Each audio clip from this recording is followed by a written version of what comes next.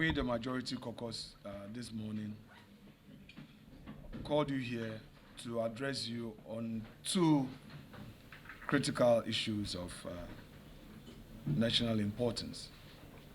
One, the raging issue of GRA SML contracts, and two, the need to recall Parliament to consider some very urgent government business. On the issue of SML, we in the caucus have taken note of the work of the Fourth Estate, led by our good friend Manasseh Azuri.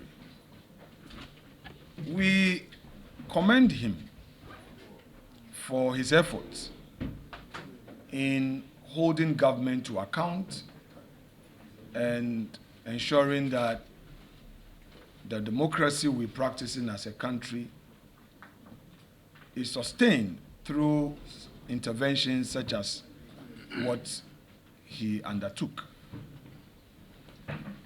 We equally commend His Excellency the President for not sweeping the said report under the carpet, but being bold and courageous to do further interrogation, which interrogation led to a referral to a reputable audit firm, KPMG, to look at the contract critically and then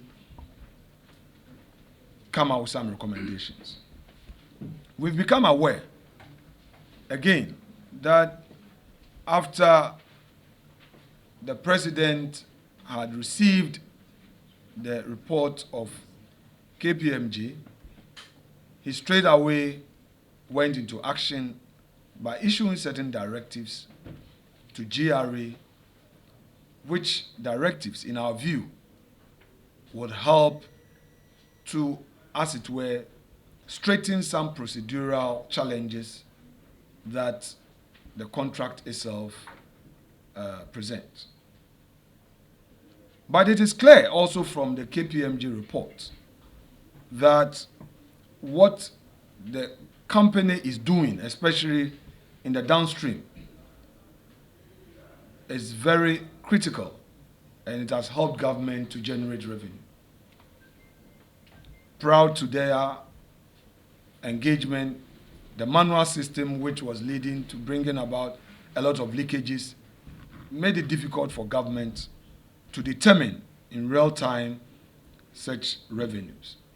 And it is clear also from the report of KPMG, which Mr. President gave highlight on to GRA, that indeed this company does not only have the experience, what they are doing is a novelty. Now, we are aware that our friends in the NDC are calling for certain prosecutions.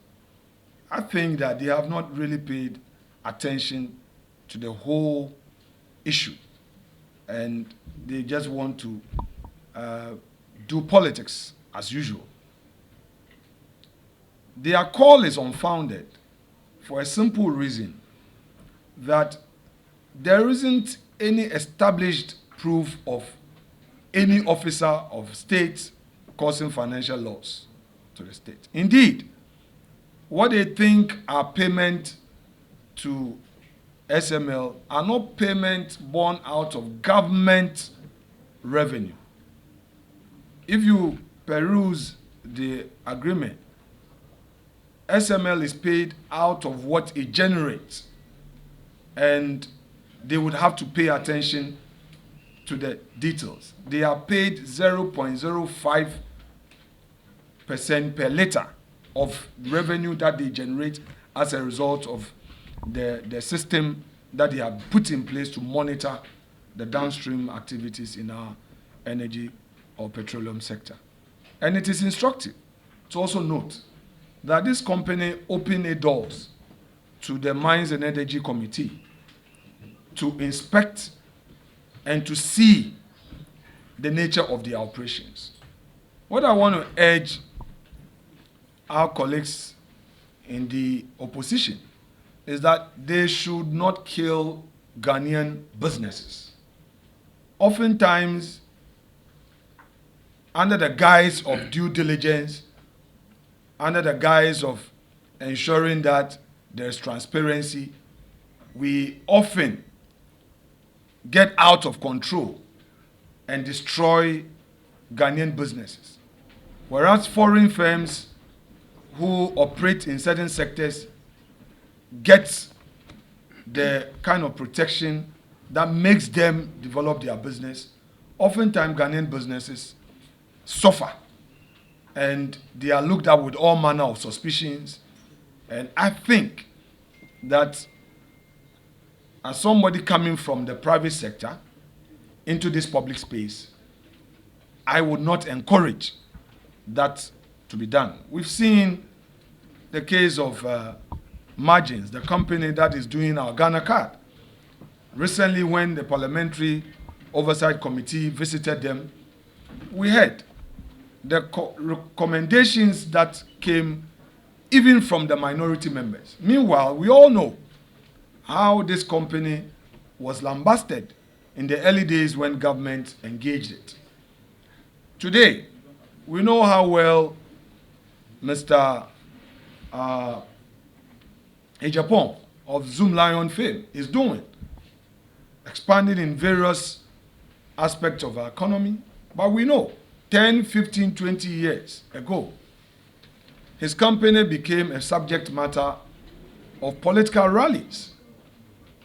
Perhaps if we encourage Ghanaian businessmen, they do better.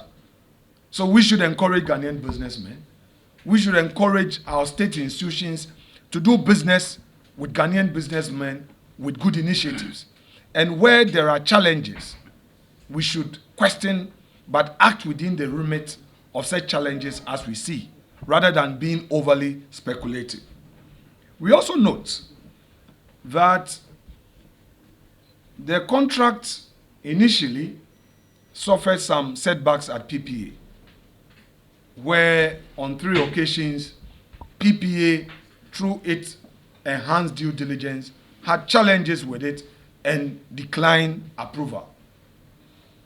But while that is a fact, it is also a fact that the GRA and its board took steps to rationalize these and address the concerns made, and subsequently sent back the document in 2020 for PPA ratification, which ratification was duly approved somewhere in August. So clearly, whereas GRA was compelled to proceed on the principle of necessity to raise revenue for government to address the leakages, it was also mindful of the need to comply with law and therefore took steps to act accordingly. This is also a fact on record. We've become aware again that some civil society organizations and of course our friends in the opposition are raising issue of constitutional breach and statutory breaches. It is important to remind them that the Section 33 of the PFM Act, upon which they mount their argument, is really not applicable in this case.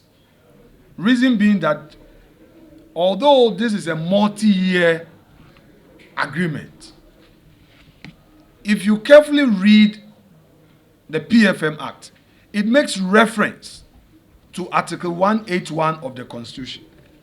And for the avoidance of doubt, I shall proceed to read the Section 33 of Act 921, which is the PFM Act.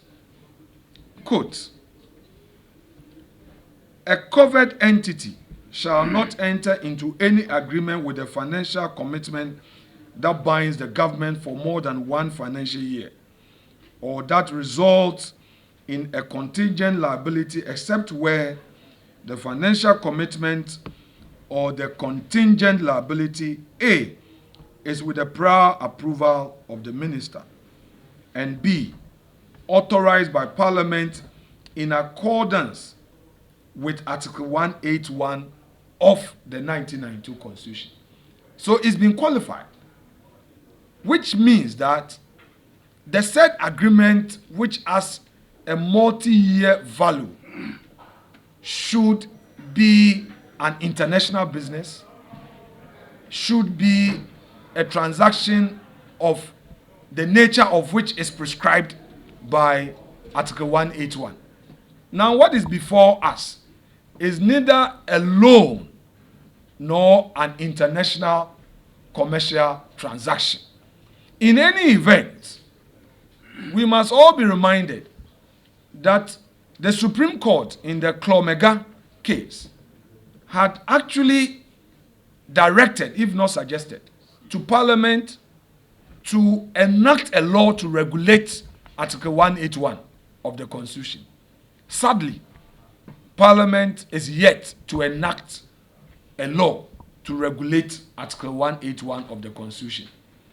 So, on all fours, those who argue that the GRA and, for that matter, government breached the law by entering this agreement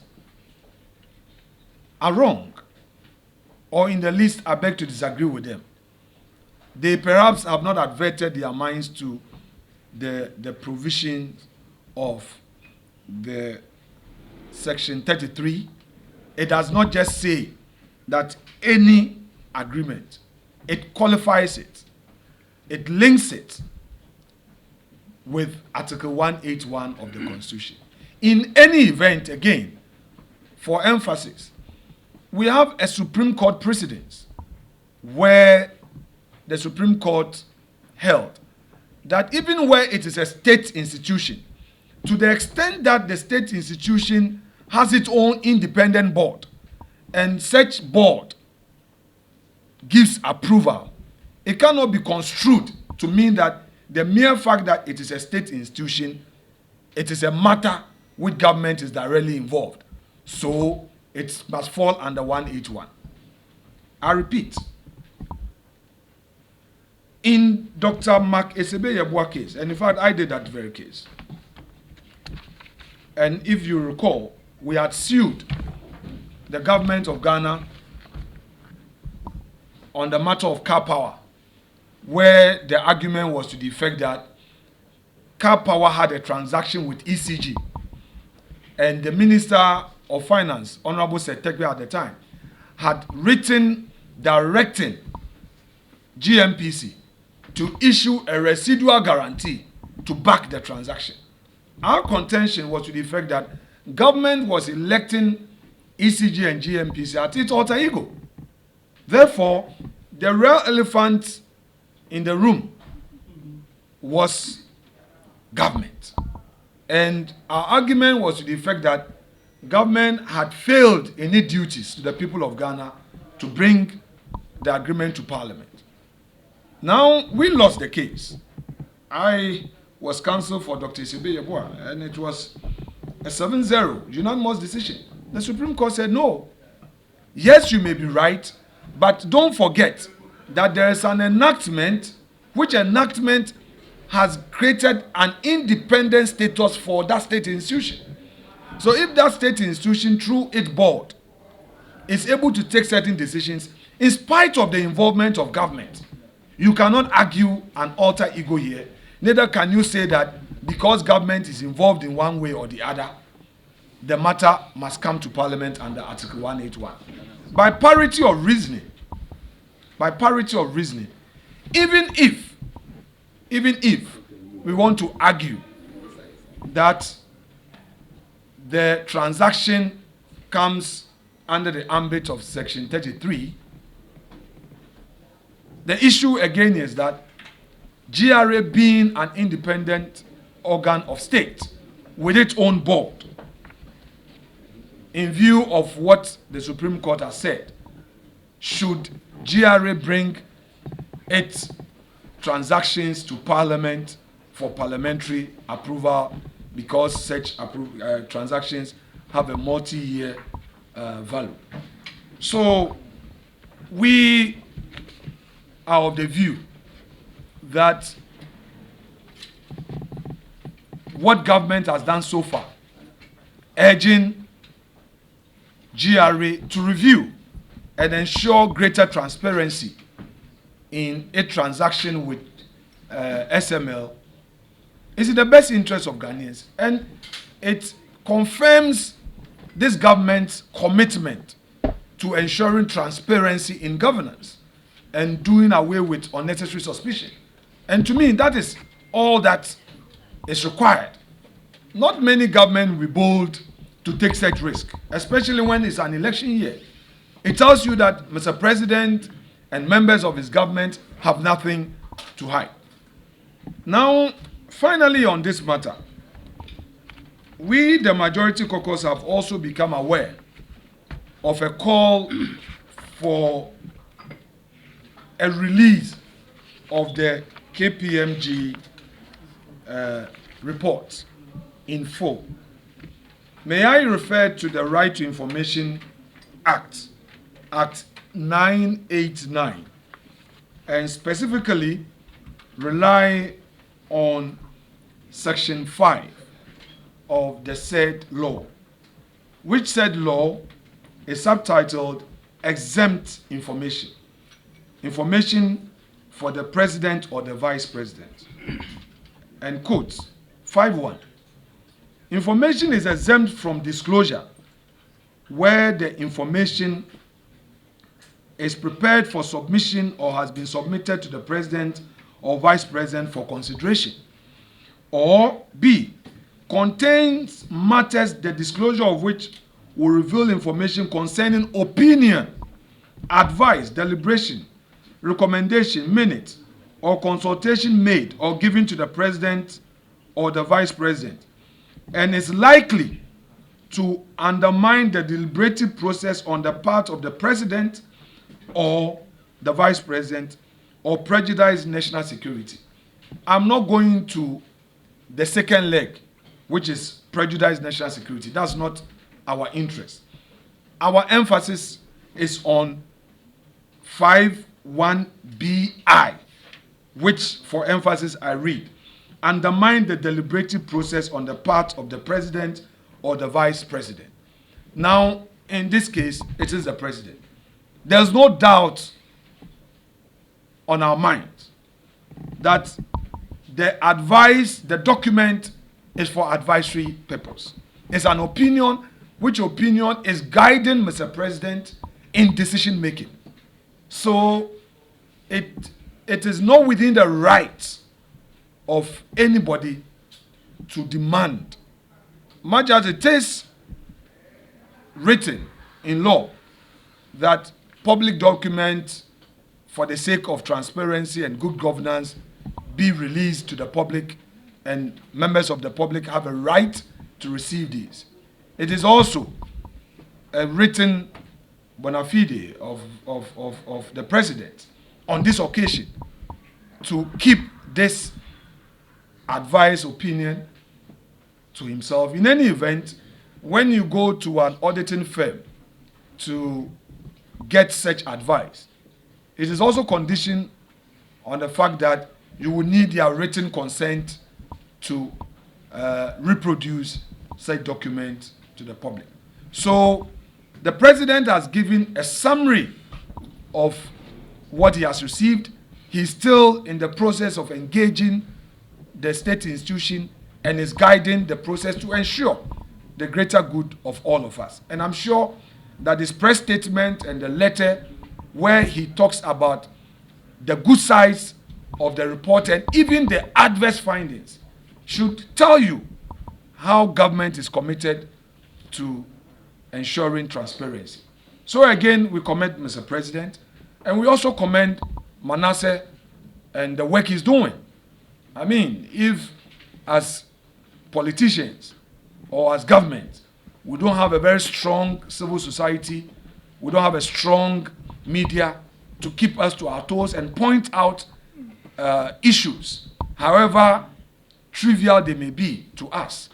Governance will not be for the benefit of the people. I'm told that Ghana's ranking in the media space has really gone up today, which is good. So we encourage them to continue with their work, whilst government also takes steps to address concerns as and when they come. Having said that, I shall move into the second and the final leg, our intended recall. Colleagues in the media may be aware of the fact that on the 20th of March, Mr. Speaker adjourned the House sine die. At the time the House was adjourned sine die, there were 3 items of urgent importance to government that had been advertised to be taken. They were advertised on the order paper of the day. And these were the items. 1, the adoption of the 34th report of the Appointment Committee on His Excellency the President's nomination for appointment as ministers, regional ministers, and deputy ministers. 2, motion on additional financing agreement between Government of Ghana and the IDA for an amount of $150 million to finance the ongoing Greater Accra Resilient and Integrated Development Project, also known as the GARID. 3, request for tax exemption for selected beneficiaries under the 1D1F program. On the first item, you all know that Mr. President did some reshuffle and came out with some nominations. As you are well aware, the appointment committee sat on all of the nominees, interviewed them, engaged them, asked the relevant questions, and the report, as was tabled on the floor, was by consensus. So all we left to do is to take it through the motion of voting.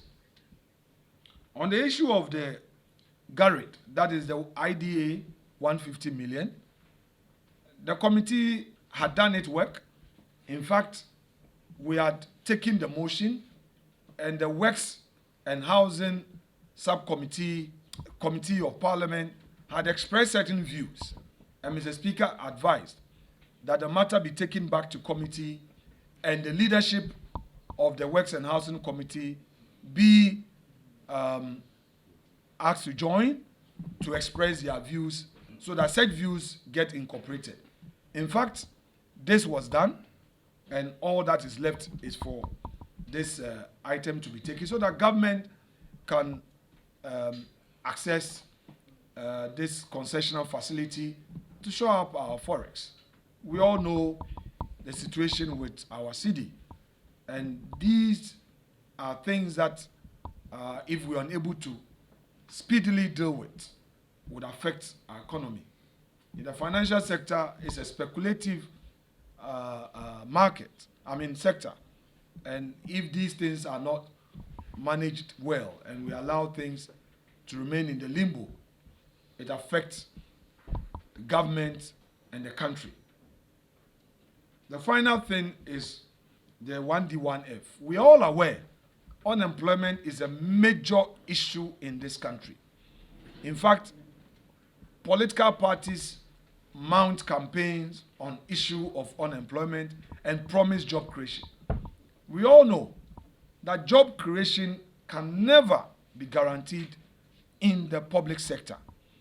If we over-rely on the public sector for job creation, our economy will crash. There's going to be consumption, and no investment. You may recall that somewhere 2013 thereabout, the then president, President John Dramani Mahama, lamented how we were spending all our tax revenues on public sector wages. This government came out with a paradigm shift, a shift to encourage the private sector to create employment. And that is how come the 1D, 1F concept policy was introduced. We have a number of companies who got attracted to this and got attracted by this and have started building factories in Ghana. They have gotten to various stages, and there is an urgent need to have these tax exemptions in place. It is not a freebie. It's not a gift. It's not that government is wasting money instead of generating money. It is rather gifting money to the private sector. When you introduce such incentives, it is also to enhance production and create the necessary space in the liquidity of the company so that they can employ more and expand. That is the rationale behind it, unless it is abused. So we welcome any criticism or any interrogation that would help government to keep these companies to doing the right thing. To me, it wouldn't be out of place for us to discuss that. But to stampede and to make a political statement, the yempini, yentie, would also mean that you are obstructing government from its vision of creating employment. Because every MP in this country, every chief in this country has not less than one CV, not less than 10 CVs with him demanding jobs. And everybody is asking for jobs in the public sector. But if we create a space in the private sector, the people will get employed and issues of insecurity get minimized and people are able to have and live quality life. And it also frees government to get the needed revenue for social intervention. Because when government is able to create a space, the enabling environment for the private sector to thrive, government by extension will get revenue through the PAYE, other profit tax, and these monies can be used to sustain social intervention programs such as the free SHS, to build our schools, to build our roads. Rethink and support us with the 1D and 1F. So these are the three items that we are anchoring our recall on. Now, whether or not the majority caucus is invoking its rights under the law in good faith, my answer is yes, we are. As far back as the 8th of April, I, on behalf of colleagues, sent a memo to Mr. Speaker. In that memo, my humble prayer to Mr. Speaker was for him to exercise discretion under the powers given him in orders 53, 57, and 58. Unfortunately, my prayer was not successful. So we took the first major step. We are left with no option than to invoke our rights under Article 112(3) of the Constitution. For the avoidance of doubt, Article 1123 of the Constitution provides, notwithstanding any other provision of this article, 15% of members of Parliament may request a meeting of Parliament, and the Speaker shall, mandatory shall, within 7 days after the receipt of the request, summon Parliament. Now, this constitutional imperative has found space in our new rules book, the rules book of the House, that is the standing orders, Order 53. So, Order 53 is also repeating, as it were, the provisions in the Constitution. And again, I shall proceed to read 53, 1 and 2 together. 53:1 quotes, despite any other provision, 15% of the members of Parliament may request a meeting of Parliament, and the Speaker shall within 7 days after the receipt of the request summon Parliament. 2. Parliament shall convene within 7 days after the issuance of the notice of summons. So we are fortified by law to proceed with our prayer. Therefore, in terms of these,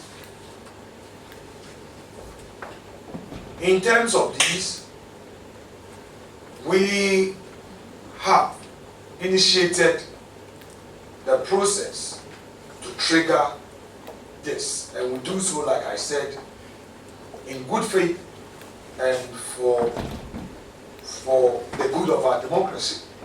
We understand that our colleagues have their own views. Our colleagues in the minority have their own views. We can't take those views away from them. After all, we are not the same. We are two political parties competing for power.